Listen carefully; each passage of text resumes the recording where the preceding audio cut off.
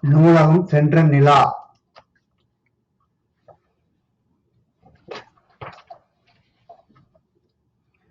நிலாவிற்கு புத்தகங்கள் படிக்க பிடிக்காது. அவள் பொம்மைகளையே விரும்பினாள்.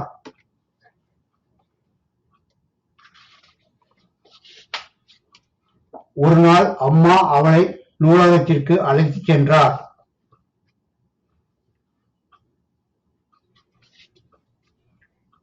நூலகர் நிலாவை அன்புடன் வரவேற்றார்.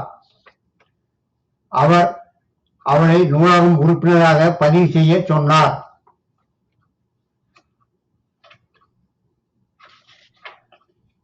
நூலகர் நிலாவின் விவரங்களையும் புகைப்படத்தையும் எடுத்துக்கொண்டார். சிறிது நேரத்தில் உறுப்பினர் அடையாள அட்டை தயாரானது. நிலா மகிழ்ந்தாள். புதிய புத்தகங்கள். அம்மா பொம்மைகளை பற்றிய ஒரு புத்தகத்தை நிலாவிடம் கொடுத்தார்.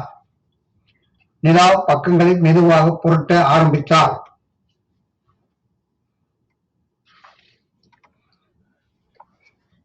கதையாசிரியர் நூலகத்தில் இருந்த சிறுவர்களை அழைத்தார்.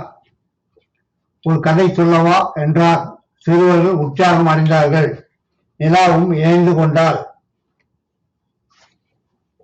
சிறுவர்கள் கதையை கேட்டு மகிழ்ந்தார்கள். கைதட்டி சிரித்தார்கள். நிலா சிரித்தாள், இழித்தாள், புன்னகைத்தாள், கதையை ரசித்தாள்.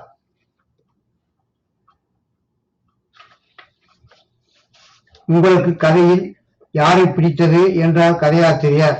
அவர் நிலாவை பார்த்தார். நிலா சயங்கினாள். அம்மா அவளை உற்சாகப்படுத்தினாள். நிலா தன் மகிழ்ச்சியை பகிர்ந்து கொண்டாள்.